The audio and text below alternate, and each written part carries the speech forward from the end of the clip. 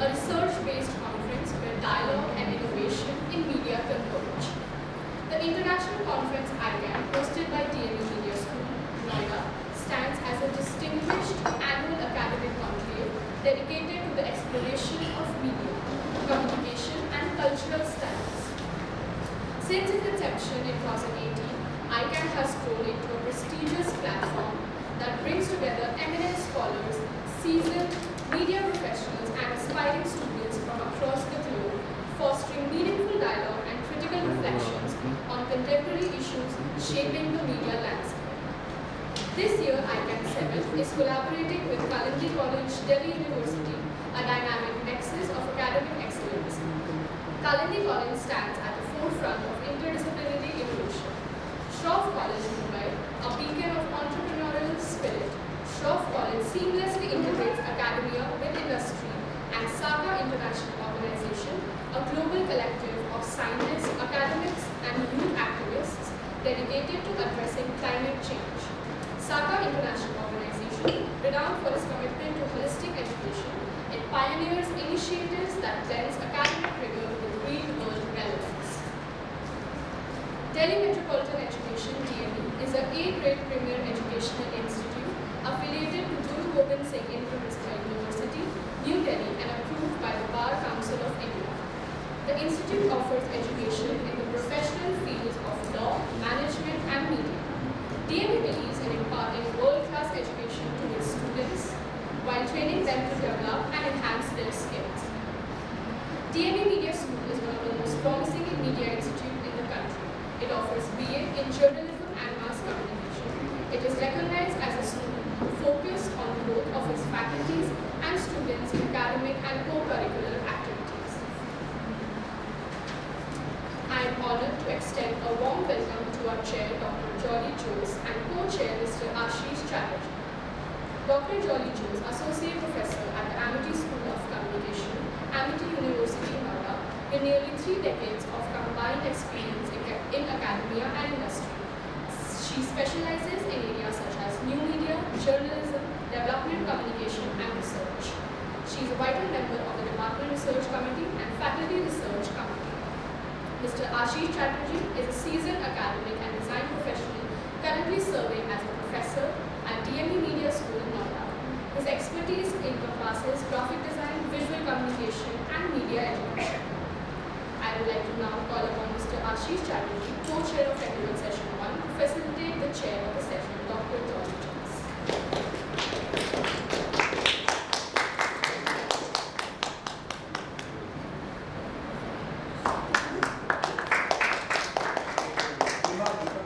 The 7th edition of the ICAN International Conference, hosted by DME Media School, Noida, is a distinguished gathering centered on the theme influencer content, algorithmic transparency, and narrative building.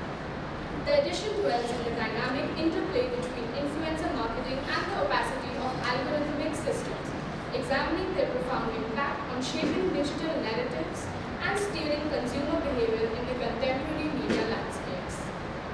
Let us now take the session forward and begin with paper presentations from our Technical Session 1 on the theme AI and Social Media. I will now invite our presenters one by one to come forward.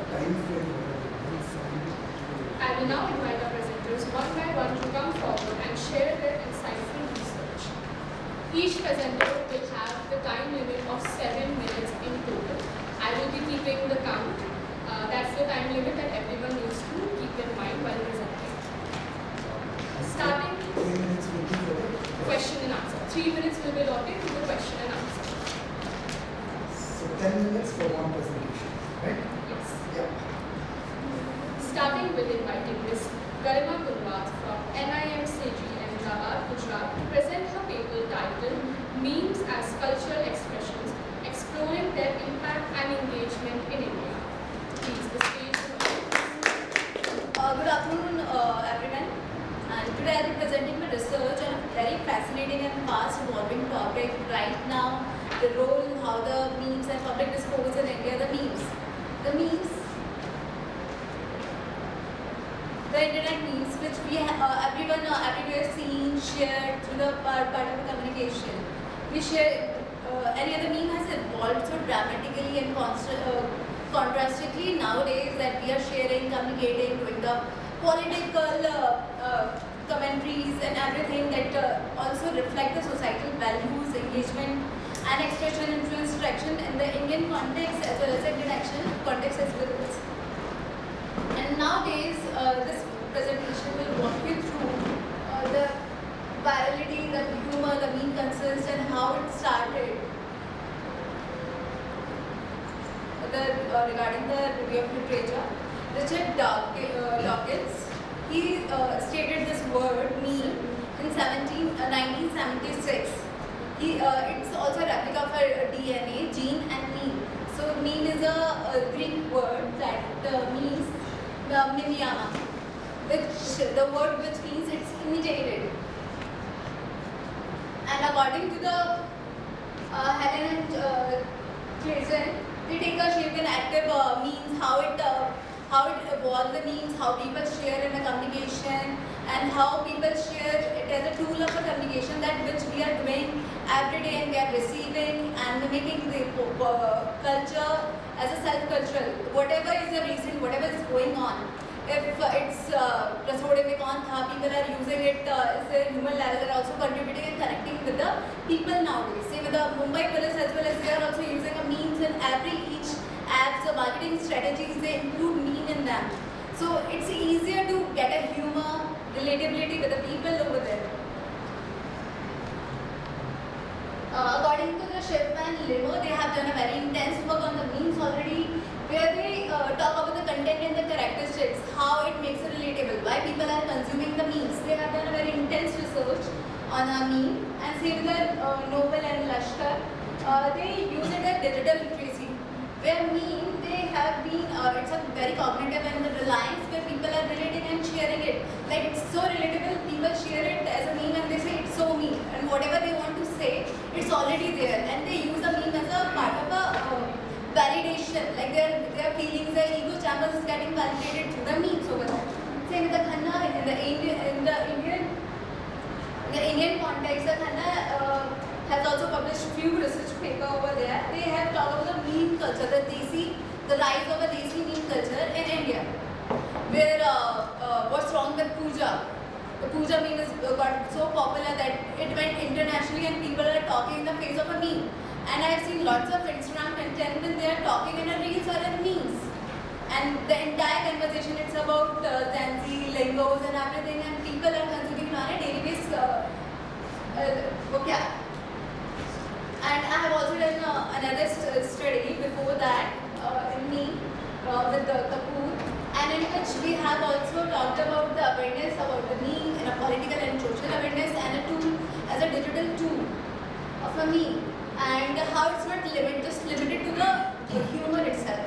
It's saying, it's committing, it's saying something louder, which people are listening, and it also influenced by the culture. What is recent? Sometimes we get to know the news through the memes as well.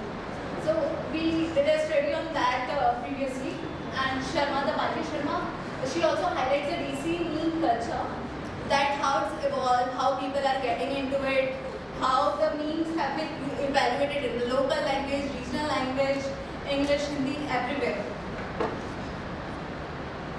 For that, these are my research objectives: to understand how people in India engage with memes for entertainment and communication, to find out whether belief in memes reflect current societal values and issues as well, and to explore how effective people think memes are in spreading awareness in social and political topics.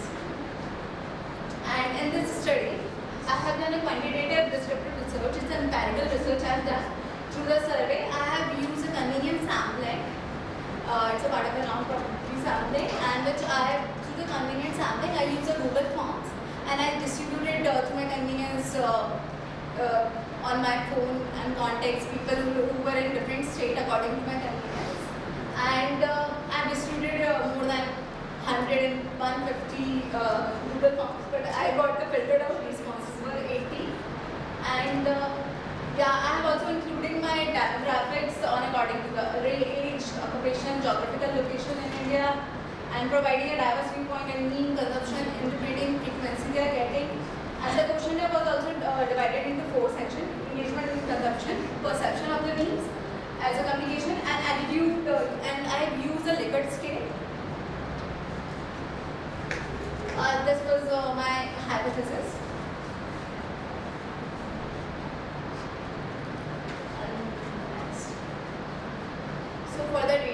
is an invitation. I couldn't do the entire gist of my research, but I tried to.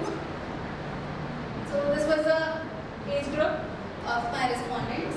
Majorly were the 18 to 24, as we can see, and the 24 to 34, 25% was there. The mostly were the youngsters, I can say. And there's the majorly male, 55% were the male and 45% were female, almost at the equal representation of the respondents. And majorly were the students and the working professional. They use the memes more. And yeah, you can see of the engagement with memes online according to my respondents.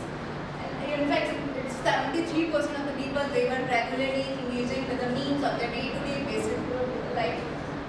And there was very slightly, almost 10% of the people may have really never used it. And majority of the people use the platforms such as Instagram, Twitter on a second, and the Facebook on the same number than the WhatsApp. We've got lots of memes on Instagram. That is a platform which we basically use for that. And then there is a type of memes that I have tried to categorize it. It's humorous and funny. 71% people use the humorous. Political and social commentary, 7% of the people use in this category. 7 minutes. Okay. So I'll just get to my key findings.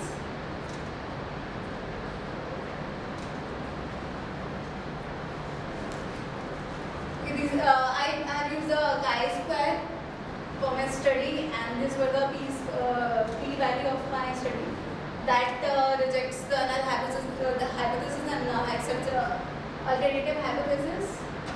This is the bar graph I created for the hypothesis according to the opinion factor with means increasing awareness, and to the mean that reflects the social and values in India.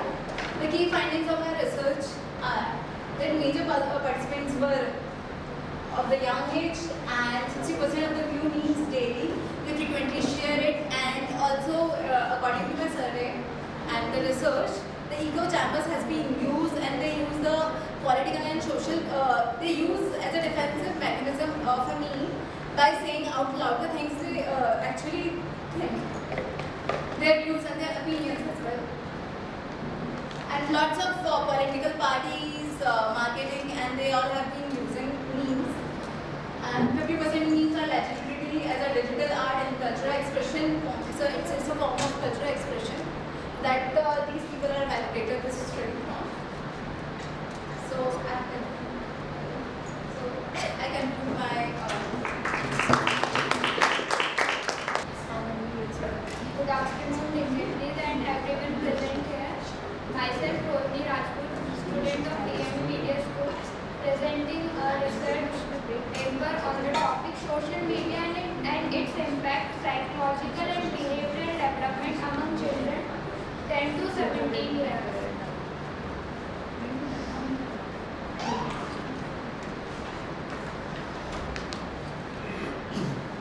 Nowadays, social media is a central part of everyone, and especially, can I use Hindi? Yeah, you can. And you can? maximum English? Maximum English.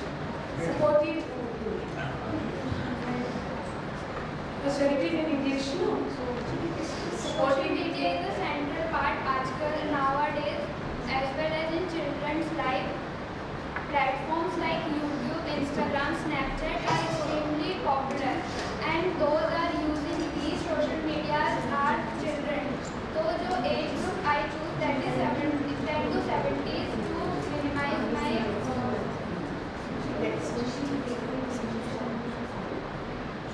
objective of my research to analyze spending time on social media, to examine medical and cognitive implications, like whether they are able to read, write or think, to evaluate psychological impact, that is dependency, attention span and self-esteem.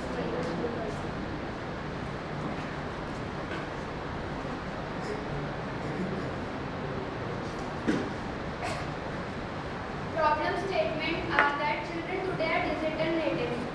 आजकल सबको digitally हो गया, but बहुत सारे बच्चों को ये नहीं पता कि उससे कितना इम्पैक्ट पड़ता है, उसको लेके अवेयर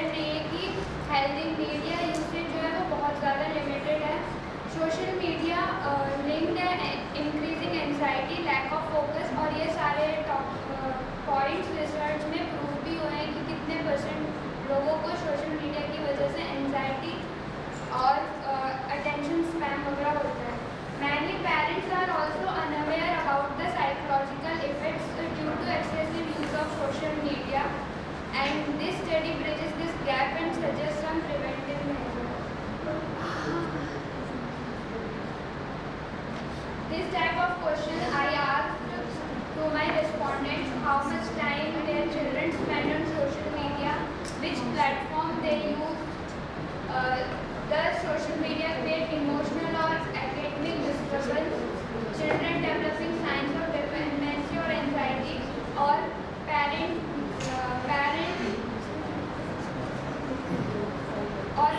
का क्या रोल है, वो सोशल मीडिया जो उनके चिल्ड्रन यूज़ करते हैं उसको मॉनिटर करते हैं. Research methodology method use survey method that is questionnaire based. Target group 10 to 17 years, sample I to 100 samples. Use multiple choice questions and analysis behavioral, emotional and academic impact.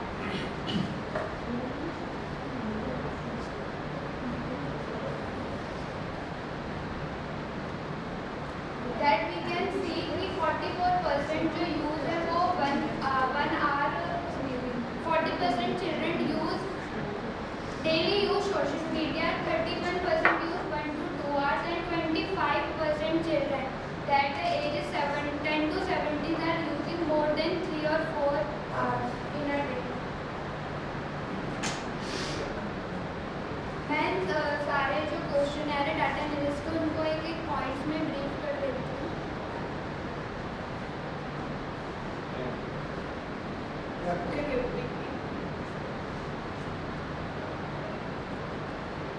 25% use social media more than 3 hours per a day, and the most used social media is YouTube, that is 79% children use YouTube, and Instagram, second number Instagram, 56 children use Instagram, and 48% use WhatsApp. 81% जो usage है वो just for entertainment purpose, only 7% follow influencer. 72% children admit that कि उनकी studies distract होती है, they are not able to focus on their studies, and 30% feel due to over excessive use of social media they feel anxiety, left out, etc. 22% children use every few minutes, check their phones in every few minutes.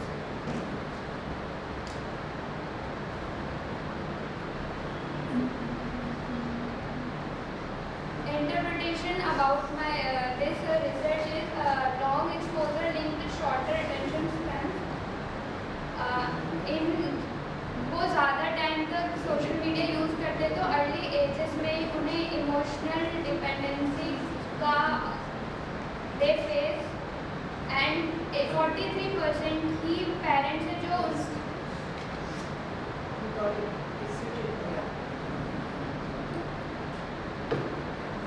Conclusion social media affect जो study जो objectives थे मेरी study के वो बताते कि जो social media वो चिल्ड्रंस की मेंटल और इमोशनल हेल्थ को इफेक्ट कर रही है due to dependency, distraction and sleep disturbance, and visual platforms की वजह से स्क्रीन टाइम, और they are face that is my second objective कि उनको कॉग्निटिव और मेडिकल प्रॉब्लम हो रही है. तो फाइंडिंग्स बताती हैं कि excessive increased use social media का स्क्रीन टाइम यूज करते हैं, and So what if the way we see mental illness and its connection to violence has been based on films rather than facts? So hello and good afternoon everyone. This is Supriti Ranjan, student DME Media School, and I'm here to present my research paper on exploring the influence of schizophrenia on homicidal behavior and their representation in cinema.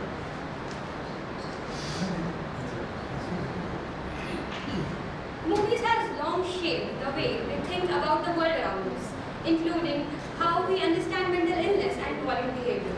This research looks at how mental health issues, particularly those linked to violent acts, are portrayed and influence public opinion and public attitudes, and even policies related to mental health.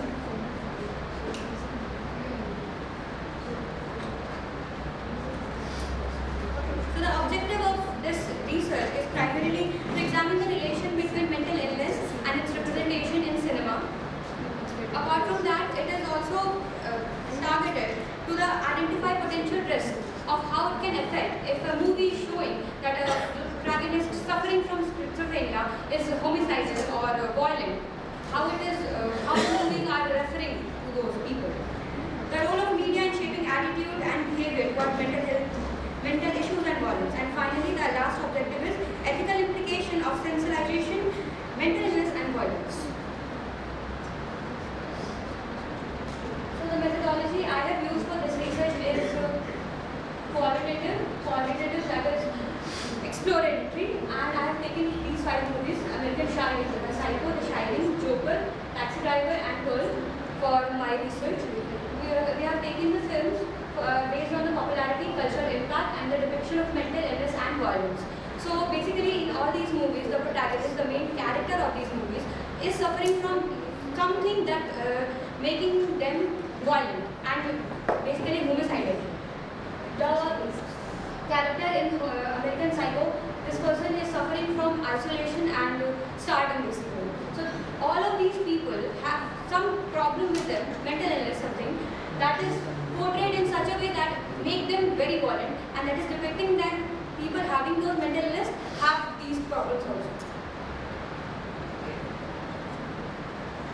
So the need and significance of this study is misconception and stigma around mental illness and schizophrenia basically. How movies are representing a character having schizophrenia and how they are showing that they are violent. Media influence, obviously movies influence people's perception very much.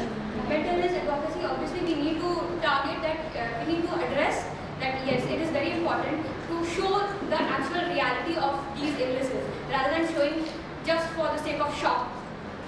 Encouragement for responsible portrayal, obviously the filmmakers are responsible for these portrayals. Educated audience, obviously we will educate the audience by showing the correct depiction of these movies. So these are some statements by some authors in their papers, like Wedding D mentioned in this paper, News and Mental Illness 3. People who suffer from mental illness have long been stigmatized.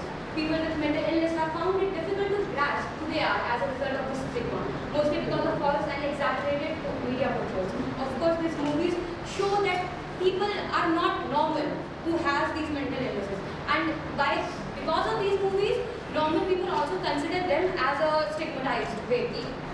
They are having some sort of problem that we can't do anything about, and they might get violent if we do something for them.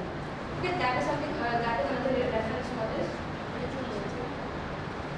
Okay, so data integration. Depiction of schizophrenia in movies. Impact of movie depiction in schizophrenia, stigmatized. Basically, they stigmatize schizophrenia or any mental illness shown in that movie. Portrayed individuals, the protagonists are usually dangerous, unpredictable, and pitiable. Like they are shown very, very aggressive or very timid. Okay, fuel discrimination, misunderstanding. Obviously, the audience that is watching those movies usually don't tend to understand the complexity of that situation. Reinforcing fear rather than fostering empathy. Common and problematic stereotype. They said that the mad villain, the tragic protagonist, the comedic relief. Basically, people having mental illnesses are shown in these criteria only. They are not shown as normal people. Consequences and misinterpretation, obviously. Stereotypical depiction. Problem 1, the myth of violence and unpredictability. The protagonist usually is shown as unpredictable and violent. The split personality misconception, people do misinterpret that DID, that is the dissociative identity disorder, and schizophrenia are equal because of these depictions. Romanticize or hopeless stereotypes. Movies often spin between two extremes, portraying schizophrenia as either very tragic, like oh my god, something happened very bad to that person, or unrelated condition or source of extraordinary dreams. So some movies show that these people suffering from these mental illnesses are very excellent in their fields because of these illnesses, rather than showing the real problems. The real life consequences, obviously, the stigmatization of these problems. Okay, so this is a basic movie, and this is what I did. This is a basic structure what I did. So these are the movie, these are characters, and these are the common signs. What is common between them is basically social isolation. People don't usually approach them because they think that they might be harmful. Okay, lack of empathy, that is narcissism, and uncontrolled anger. These are the common traits that I found in these characters. What is uncommon with them is in this movie, Taxi Driver, Travis Bickle has PTSD. That he suffered from something, and that shown in his behavior. Again, the Shining is alcoholism.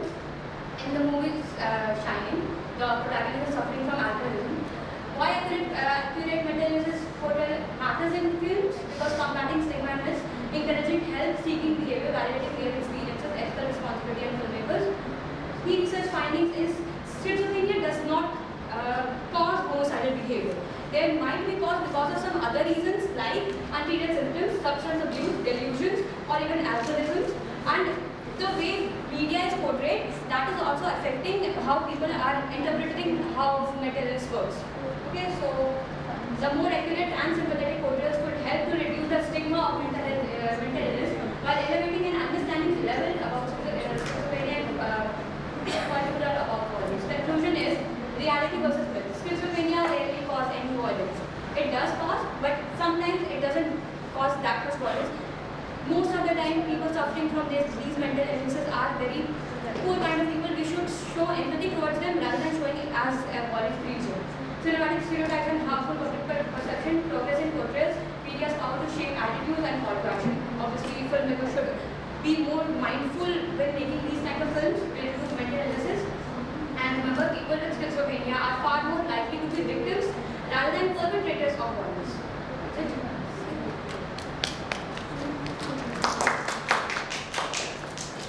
Good afternoon, everyone. The title of my presentation is Online Dating in Films, a study of curriculum singular and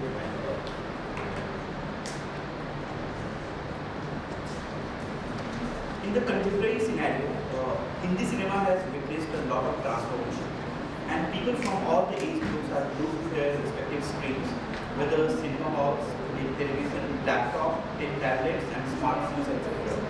India is a country of diverse cultures, and it takes its influence from different countries due to globalization. Similarly, we have other countries taking cultural exchange to the film nowadays. There is certain surge to witness the films in different forms as people have a lot of options nowadays. In the same way, online dating has become a common phenomenon in the West, and India is not lagging behind.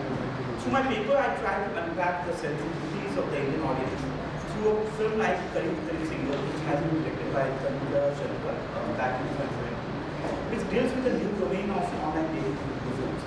On the other hand, we have directed by Spike Jonze, which released back in 2020, which deals with the love and affection of a person with the operating system of a computer. Through these two films, I delve deeper into the idea of love in the contemporary times, which will look at the films of different cultural dynamics. Therefore, my paper tries to assess love in the times of technological transformation. Karim Single, this is one of the films which is quite relevant in terms of the narrative, as it tackles the issue of the online dating in the same times. This is the story of a women literate woman played by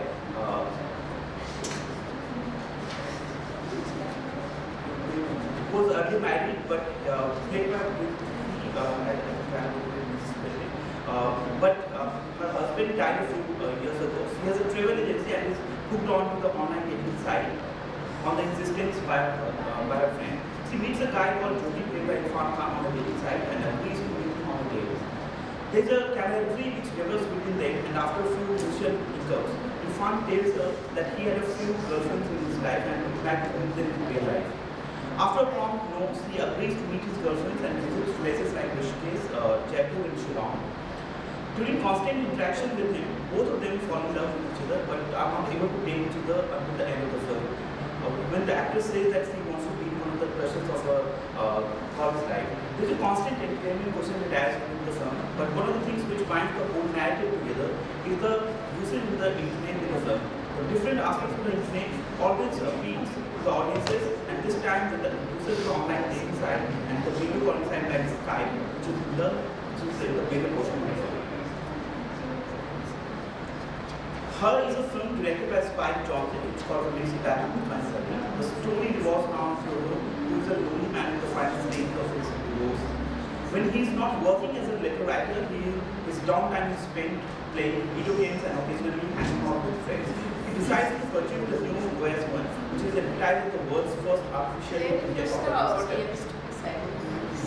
It's not just an operating system, it's a consciousness, and the ad states. Theodore quickly finds himself drawn in with the Samantha, the voice behind the OS one. As they start spending time together, they grow closer and closer and eventually find themselves in love. Having fallen in love with his operating system, Theodore finds himself dealing with feelings of both great and doubt. As an OS, Samantha has powerful intelligence that she uses to help Theodore in ways others hadn't. But how does she help him deal with his inner conflict of being in love with an operating system? This is the basic plot of the story.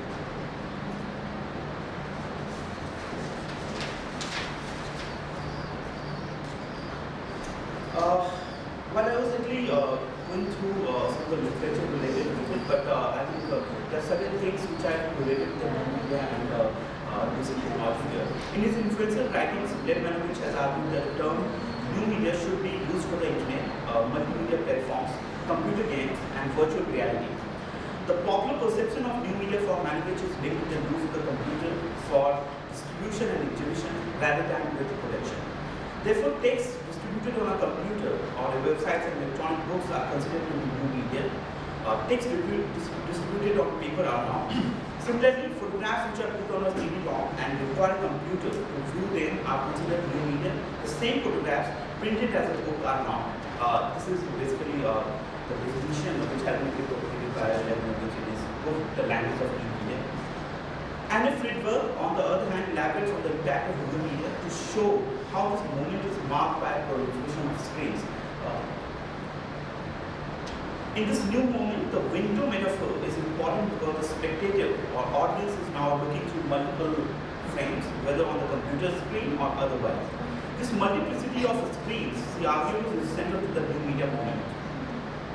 Then we have David Rodovich, who offers another kind of argument where celluloid's demise need necessarily be seen as the death of cinema. Instead, Rodovich argues that cinema was always virtual and should therefore not be seen as medium specific. Digital technologies have reconfigured the infrastructural system through which cinema now operates. If Rodovich is interested primarily in the ontological status of cinema, what happens to it with the digital? Friedberg traces the notion of the virtual to pre-cinematic practices of the 19th century, which is now more widespread. In the mythology part, I have done the content analysis of the films Character, Single and Her through the emphasis of the use of technologies in these films and its relevance in the contemporary scenario.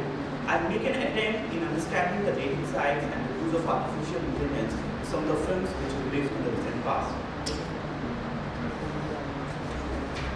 With the digital transformation and the advent of artificial intelligence and several platforms related with it, there will be tremendous development in this regard in the contemporary films of India and the world. The films Character, Single and Her are not only an attempt in this direction, but a prelude to a new series of films and web series based on such technologies and its different manifestations. In this conclusion, I would also like to add that there have been several films which have actually focused on this specific aspect. We have in the recently released film called Control by Praveen Bhotwani, Kho Gaye Hum Kahan by Arjun Parekh Singh. And so these are basically some of the films, and Degi Baatu Mein Pucha Liya, one of the films which has been released in the recent past by Star. It actually dealt with the robot and how that person falls in love, which is actually in continuation with the film which is called Released in 2030 by Spike Jonze, which is called as a couple. Thank you so much. Can you give a conclusion both, sir? Yes, yes. Can you explain this methodology? How did you analyze this film? Yes, first of all, when I was talking about this specific film, Her, although it actually got released almost a decade back, but at the same time it was something which actually stayed with me since a long time, because I felt that, we see a different kind of love in today's times, and this was about a lonely writer who was actually falling in love with the voice of a computer and voice of a operating system as such, which will actually appeal to me because technology was at the forefront here in this picture, and how people actually responded to that kind of technology as such. Because we are living in a world where we are actually engaging ourselves with the different kinds of technology. But here the film was really talking about love, which was really being between a person who's still lonely, who is actually undergoing some kind of divorce as such. Yes. You know, how did you study this film? I was doing the content analysis, ma'am. I was actually trying to look at how the story actually talked about this technological transformation as such, and how people actually responded to the usage of technology in this specific film. Because operating system, the new kind of operating system was really shown in that film, and how it was really impacting the lives of people. I would like to say. The topic is interesting. Maybe we are not specifying television analysis. And what are the findings? Because I don't find the specific findings in this music analysis in terms of what, and can you link to the conclusion? Yeah, because if we actually talk about these two films, I have no doubt, I mean, both the films actually talk about the thing which is actually happening online, and how the characters are actually getting affected from that. Suppose if we talk about film like the character played by Parvati, who actually tries to actually engage herself on the online site as such, and she meets the person, the character of Irfan Khan offline, but at the same time they are connecting online. And in the same film, suppose if you talk about that, the thing is that in this film, the character is actually trying to, they are not really physically meeting with each other, but at the same time, they are really trying to converse about each of the things. Suppose it's just the voice of an operating system as such, but still there is some kind of connect which is actually happening between these two characters as well. So I was trying to study how the characters are actually responding to each other with the manifestations in the technology. Those Yeah. data are not here, evidences. That is missing in this study. You produce and then the methodology part and then data, and then how in depth they went into, I don't know what, it's not clear how you study this one. So it was asking. I was actually studying this content analysis. Content analysis, the outcome of the content analysis. That's also procedural analysis and what are the findings from the analysis. Then coming to the conclusion. Okay. You did an exploratory Actually, I only had another slide for that because that aspect had to be included in that. But I think that was the basic crux of my presentation because it was talking about the technological management. And study is also rather old difference. ROI is also very same. Because I took her because it was, I would not say that it was the first film which I could talk about the operating system. Right, nothing wrong in But studying, the thing is but, that, yeah. but the references One of the like first. the references you are taking it is rather old. Yeah. 2006, Yeah. 11 and all that. No, when you look at the ROL, Yes. can be people had got a value to take ROL, can you also That is great, man. I'll take into consideration that, yeah. Yeah, right. Yeah. That gets you more elements.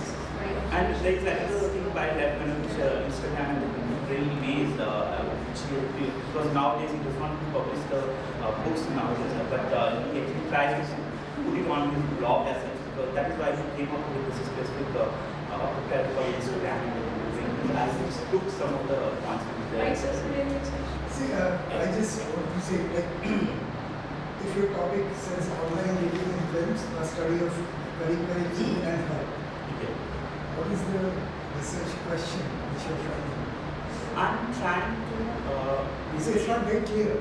What is your research question and what is, like, how you are finding this? That is yeah, because as I spoke just right now, because what I was trying to look at was that I was trying to study the technological manifestations and how the human relationships are changing in contemporary times. Because with the usage of technology, people are getting more involved with the technology, and that is why I just keep on emphasizing that. I mean, when I talk about her, it was one of the first things which we talked about how technology has taken forefront, and the thing that love has been taken a backseat as a So that is yeah. not clear. When I see your Yes. presentation research, I felt that okay, you have taken two films and you have analyzed them, right? Yes. In-depth analysis of the film. But that research, what exactly you're trying to find, that was not clear to me. I don't know. I just tried to, because of whatever I have studied till now also, I think I can incorporate certain other things as well, which we were trying to delve into in the further thing. Thank you. Thank you so much.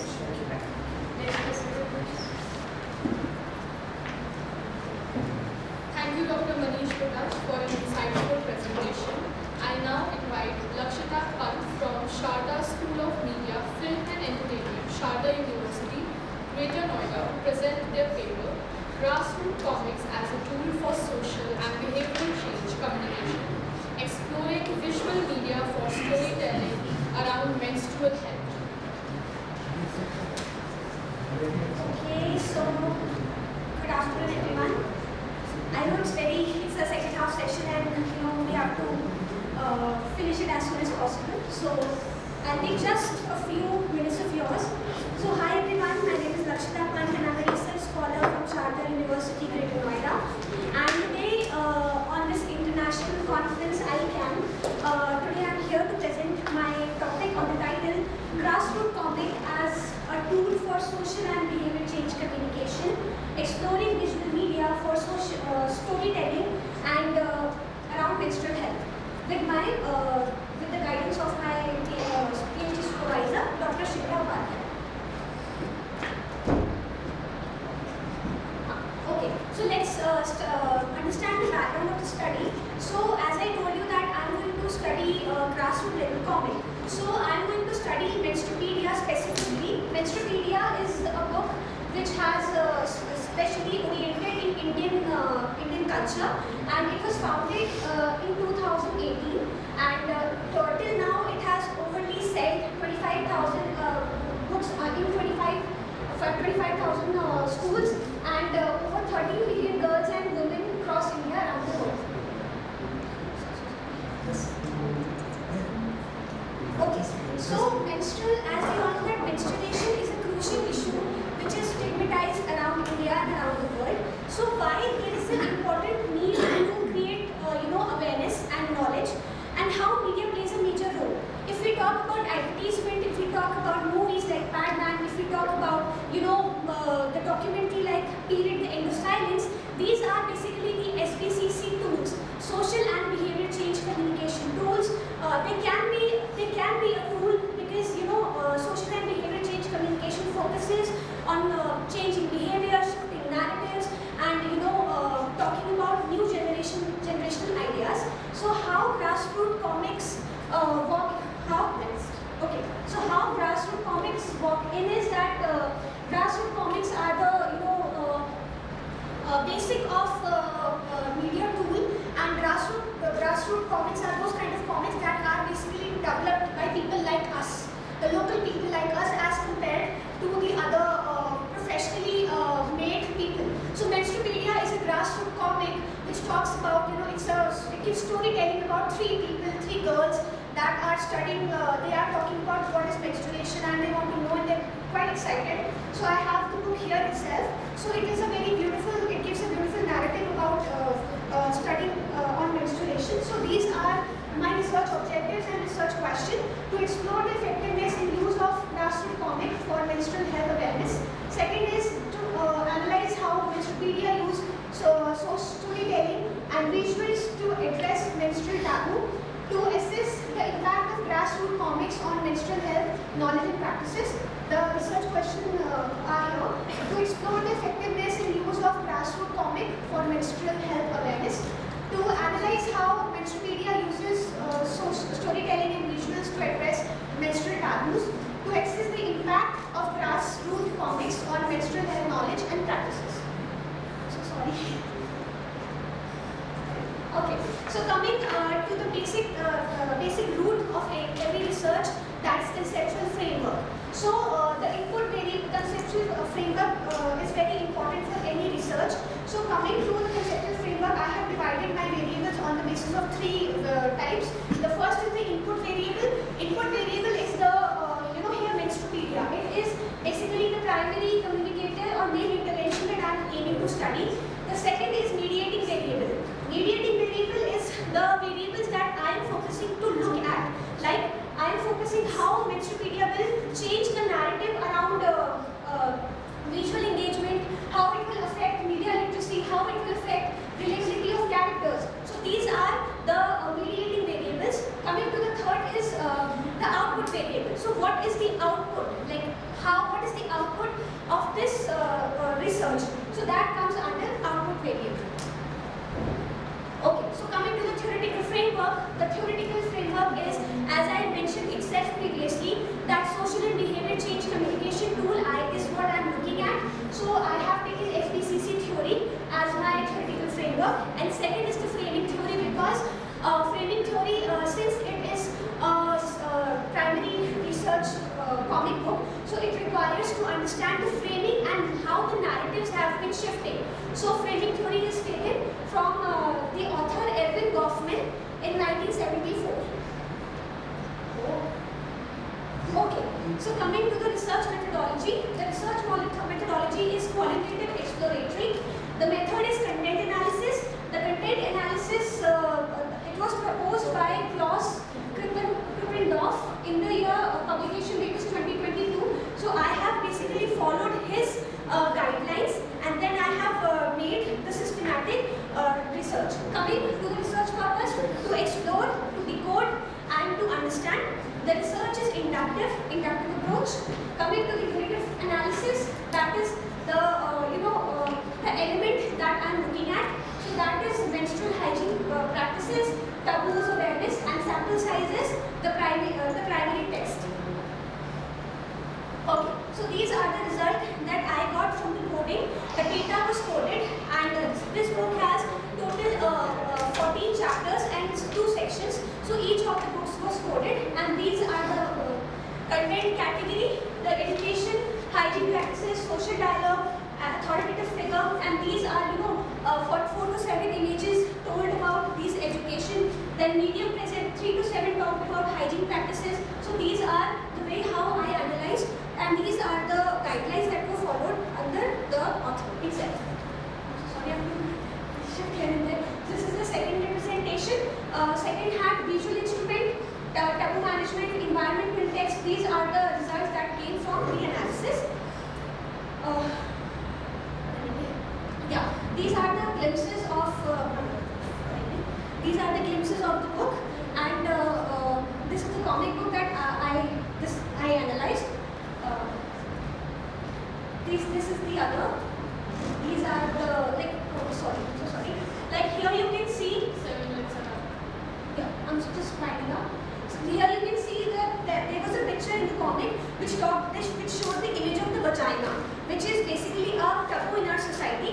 But the way they have, and this comic book is adolescents approved, and it is like for 10 to 19 years. So these are the other images. Coming to the conclusion, visual storytelling power, yes, as I just stated myself, that giving a pictorial representation of vagina, giving a pictorial representation and initiating a conversation about periods, which is considered as a taboo, itself is a powerful impact of visual storytelling. Then we can implement these kind of magazines in rural areas as well, because this book is basically published in mostly 12 languages. So Hindi is a prime language that is considered. So this is what I have here. Then community level awareness, people can talk, people can understand. Then cultural transformation, yes, since it is into diverse languages, there is a cultural transformation as well. These are the limitations. Digital divide, yes, because if the book is not accessible to the people, to the rural area children, this could be the digital divide, and it is digitally available as well. So those who don't have the digital source, they cannot get into it. Second is contextual factors. Since it is it's not tested, it's not quantitative, this can give a research bias as well. So this is what I had. Second is long-term follow-ups. The study does not include longitudinal tracking, yes.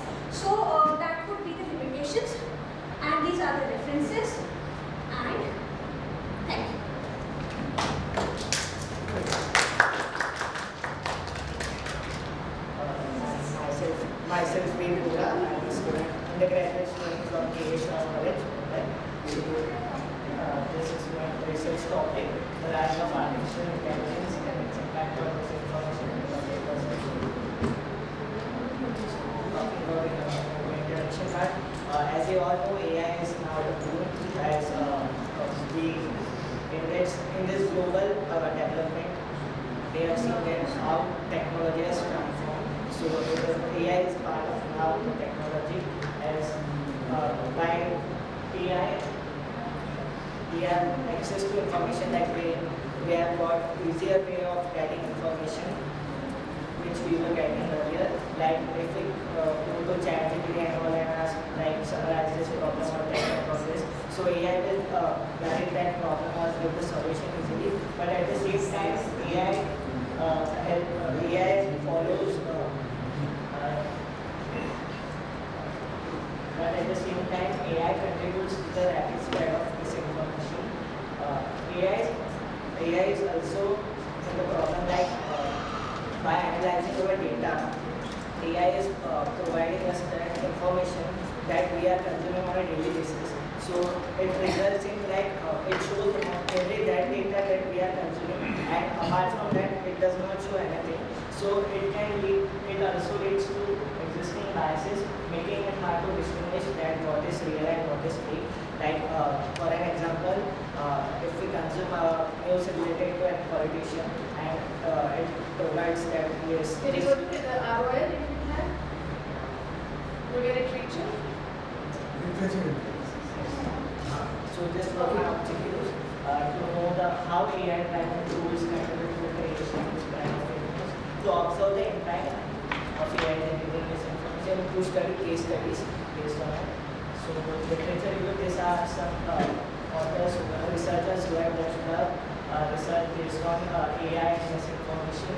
So the Shala, ICAN, Army, in their research paper, they have talked about how AI has advanced fake news into deepfake, making it difficult to analyze that, making it difficult to create a solution regarding disinformation. In Raghuraman Kumar research paper, in the study they have shared that AI is placing both dual role, like it is providing information also, but at the same time it is creating a problem regarding fake news, generation of fake news and spreading, and also lacking transparency and all.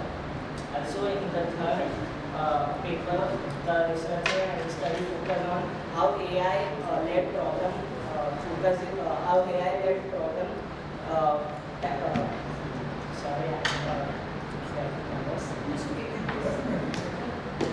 how AI as a problem is leading in the business problem, like AI generated fake news helps how business get due to misinformation their supply chain is how devastating. So for figuring out that information they have created a AI ML led technology which detects fake news from AI and helps to combat business and provide their information. So for this research, the methodology was used on secondary data. I used case studies regarding it. So these were case studies like the case studies are taken from the year 2020 to 2025. So the first case studies talks about Viarmada. It is a news portal website which once published an article which was generated from AI, and that in that article doctor's code was mispronounced. Like the Dr. Bender is a doctor based based on USA. The article which was carrying the content was giving the fake code in the name of her. So once she was scanning through the net, she analyzed it and she clarified it with the news organization, and they told that they have generated that article using completely AI. So it was a problem like AI without any verification they have published it. So AI. Second was AI versus OpenAI. The case was related to. No, I am explaining just. The case related to AI, and we all know Asia as an international news agency. So to tailor it to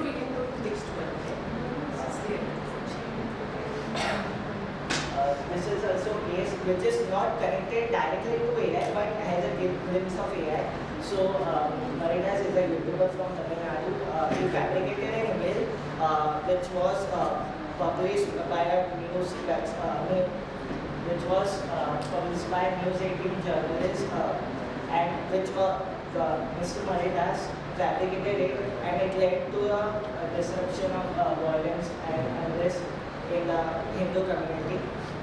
So this case study was, the taking of this case study was like with not proper use of AI, but AI can do such things which can lead to the unrest in the society. The fourth case study was basically about 2020 Delhi election where BJP president of Delhi, Manoj Tiwari, used AI technology and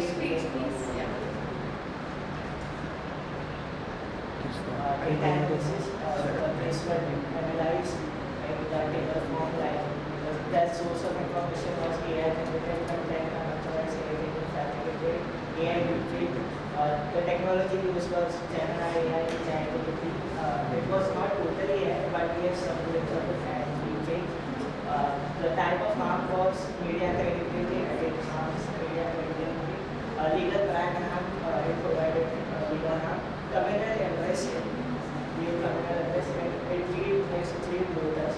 And yes, the response was like retraction and apology, legal action, a legal complaint, and also in this no such type of penalty was there, but only findings. So my findings in this research was like AI is providing information, but at the same time it's a curse. Like if we narrate it properly, then also there are very great chance that it may provide wrong information. So the main finding is like we have to verify every information.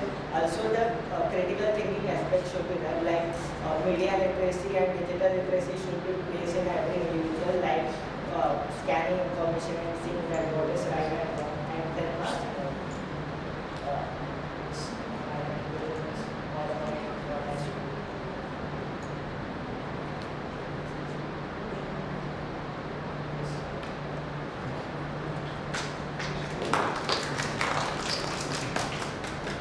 Very good afternoon to everyone present here.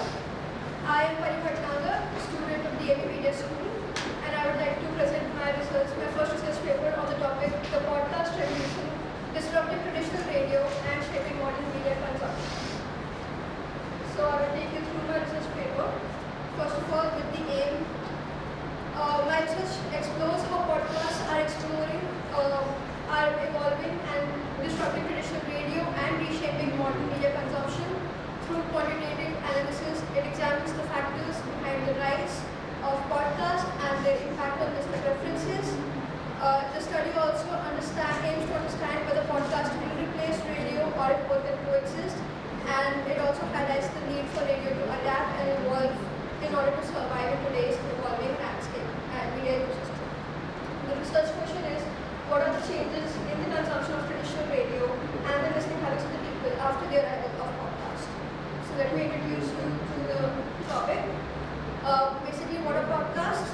These are digital audio files which are released in an episodic manner. They are basically in MP3 format. You can stream and download them. Okay, and radio, one of the earliest medium. Features or characteristics that podcasts have over radio, that they are personalized. Findings. Yeah, I was just introducing the elements of my topic and the beginning of the audio. Okay, what do they also history? Yeah, the history. Okay, so Okay. the research methodology, I've followed a quantitative approach. I have done a survey to collect the data.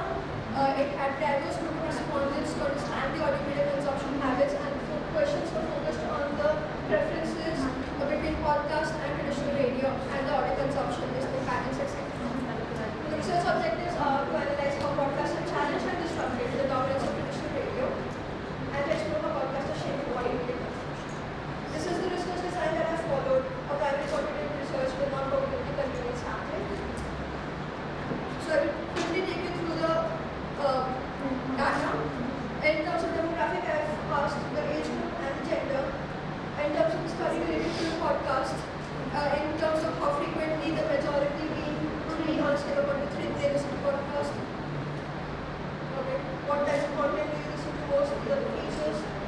does their listening compare to radio? The majority again, podcast over radio. Do you feel podcasts have more content options? The majority says yes. Or do you Google Analytics, no? Yes. Yeah. The graphs and charts is the interpretation. So my research findings are that in terms of podcast versus radio, it confirms that podcasts are definitely taking over traditional radio as the preferred audio medium because of its various features like personalized content and on-demand access which radio does not offer. The changing media landscape that podcast is significantly influenced the listening behavior and consumption patterns of people to the point that the traditional radio audiences are going towards podcast, which leads to a decline in the radio audience. The democratization of media podcasts allow and empowers people to create and share content which radio does not. It has a traditional media gatekeeping and podcasts have broken that. And future outlook is that with rising popularity, they are poised to dominate the audio media landscape, and for this, traditional radio will have to evolve if they want to survive. The suggestions that are included in my research are the adaptation of traditional radio, that they must evolve and adapt and integrate podcast-like features if they want to survive and remain relevant. Then emerging podcasters, again, they have to the radio podcasters have to adopt the strengths of podcast, like specialized content, etc. This will help them attract younger audiences. And opportunities for podcast creators, that they should focus on engagement, niche content, and brand collaborations. And this will help them build a community and loyalty. Then innovation in audio media. Then they can embrace technologies like AI and immersive audio. This will help them enhance their engagement. And research on audience preferences, there should be ongoing research. This will help them fine-tune the content based on the evolving media landscape and the preferences of the people. And collaboration between radio and podcasting. Radio and podcast can cross-promotion and share content ventures. This will help them both coexist and blend their features like live and on-demand format. And this will help them expand the reach and audience engagement. In conclusion, podcasts have significantly disrupted the traditional radio and transformed how people consume media content in today's age. Their features are flexible, personalized, and on-demand nature makes them more appealing to modern audiences. As podcasts grow in popularity and accessibility, they are definitely reshaping the listener habits and democratizing media creation. And more people are choosing podcasts over radio as my data suggests. This shift highlights the changing media consumption driven by digital innovation and user control, and they also empower individuals to become content creators. And to stay relevant, traditional radio must evolve and adapt podcast-like features, and ultimately embracing innovation, personalization, and cross-platform collaboration is essential for the future of both podcasts and radio. Thank you. All of my content is based on references. I've also done literature review, which is mentioned in my research. Okay, Bharti, what have you measured in your study? What have you measured in your study? So basically my study was about, it was focused on the rise of podcast, the evolution of podcast, and how it has now disrupted traditional radio in terms of the listening patterns, the consumption patterns of media. What did you measure? What did I measure? What did you measure in this study? Okay, so through my data, I have measured the consumption patterns, like my research objectives. How many people have shifted to podcast from radio nowadays? They were listening to radio, but now due to the features that podcast gives them, they have shifted towards that. They are not, they're no longer listening to radio. Why? Because there are features like on-demand personalization. These are features that people like. And in modern day era, in this audio consumption era, podcasts have grown and evolved, which is changing the overall audio landscape. Did you study that how much more in podcast and how less in radio? Which gives a sort of... The differences.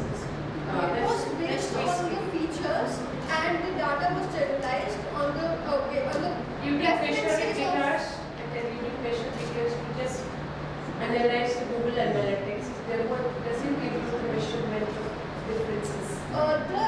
The podcast and the radio that elements have done all the content and also the literature review. So I have the features. You did it. But you therefore you go for, and which level it goes, level of measurements. Otherwise, yes, it's not bad that when the technology changes, it's convenient.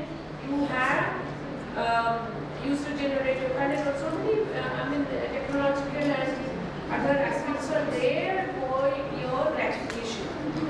And how much is the gratification versus cost? Or at what level?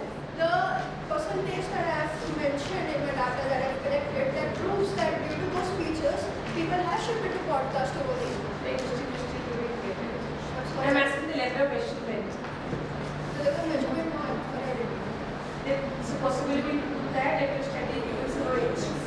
Otherwise, it's only level. You have data which you fine tune. But I've analyzed the data in terms of the measurement. Because Google has analyzed data, not just measure. Yes. Maybe that question can help you. Because So we're using tests. otherwise it's known. It's all known. Whatever you told us, it's known. Okay. You have migrated, people have migrated, experiences, user experience, all those things are there. Yeah. But how much is that? And what level it has changed? And for whom it is that? All those depth of analysis you should bring in. That would be the relevance of your study. We get this one very okay. So make one each area of your study new. You may ask what is new in your study. There are different level of knowledge. Okay, mental knowledge, scientific knowledge, and the new knowledge is the researcher need to bring in. That is the gap. That is where you start working as a researcher. Explore with that part. Okay, what is it? It's a you're a student here. Yes, this was the first thing. That is good. Start working. Yes. Good, good at it. All the best.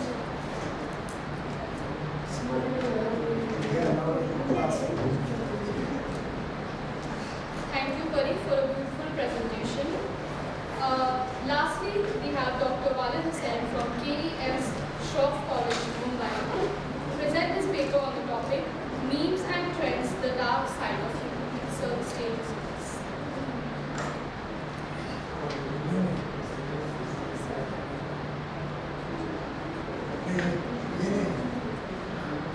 गलत वाला किया doctor वाली नीचे दिख रहा नहीं Second main study. First Games.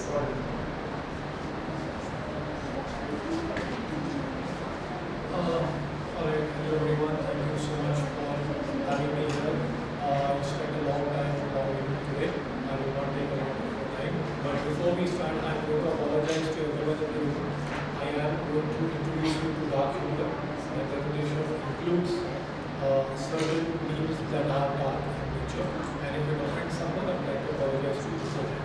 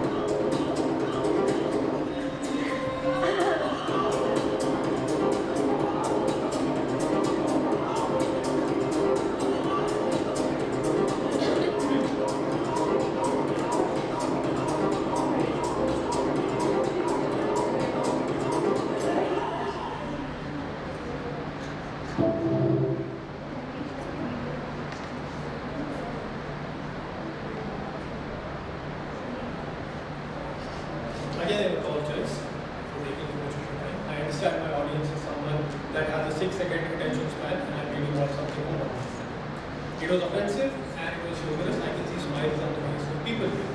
And that is the purpose of my study today, to show you how memes and humor are getting darker by the day.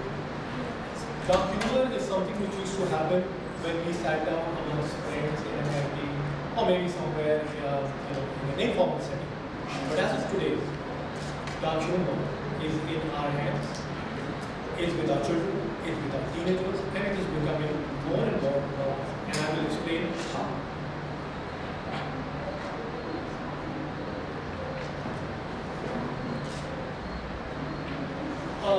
I can explain through a lot of data through 5 popular platforms on social media. Reddit, Twitter, Instagram, TikTok, and Facebook. These are some of the most popular social media platforms that are consumed by both our generation and across the globe. Now, the number of memes that were looked at was about 5,000 from Reddit, 4,500, 4,000 Instagram, 4,000 so on and so forth. Amongst these, I found about 1,500 of them to be dark. About 450 actually reported them as offensive, which basically means that another 1,000 did not find it offensive. And that is 2/3 of the study that did not find it offensive, which means offensive is the new norm. At the last column, you can see the engagement for 12,000, 11,000, 8,000, 15,000, 10,000, and these are per offensive meme. If we are sharing 15,000 offensive memes per meme, just imagine how much do we do every day.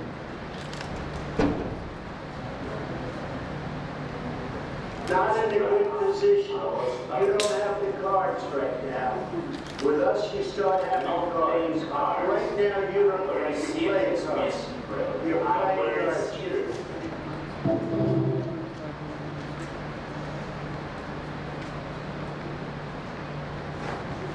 Here is my age group.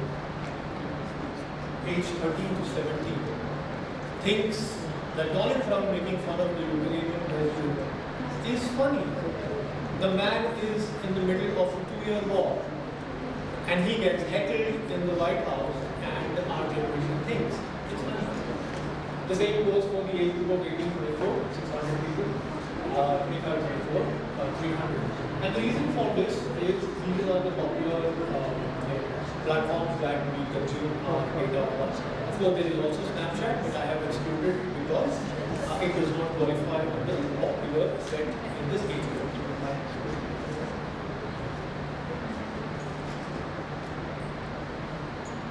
Now, the study also threw up a certain number of categories under that. Mental health and self-appreciation takes up 42%, which is a high number for this demographic age group. Death and existential dread, 27%. I just showed you what Nikita did, and it's very common. Trauma-based humor, of course, it will come next. It's a blue drum. Political, socio-economic cynicism, yes.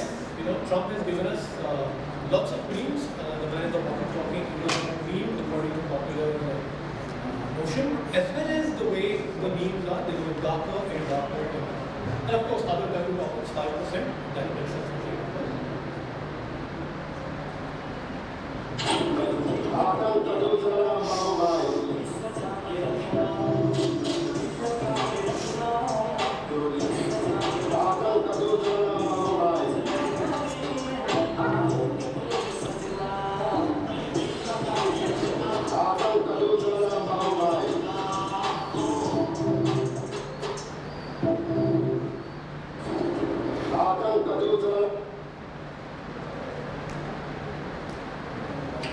If you just have a look at the Will Smith meme, it's in your face, it's racial, and it is acceptable. Isn't that not disturbing? Is that not disturbing? It is. Why? Well, what can we do to stop this? Can we have platform moderation? We could suggest. Can we have psychosocial implications? Yes. Does this trigger you? Right? Can we have a control threat that can change?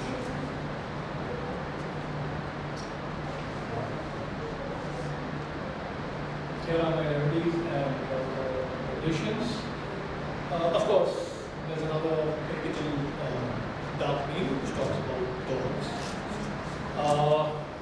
And the fourth one is on the plate. It is offensive, yet it's humorous. What can we do? Well, there is ethical AI moderation, but of course, AI cannot moderate everything that comes to it. We have mental health resources where we can have referral systems for people who have been damaged or have felt offensive to the system. Of course, there is a content warning in age rating, but unfortunately, the number game that social media plays today allows 13-year-olds to have access to social media and content which is unfiltered.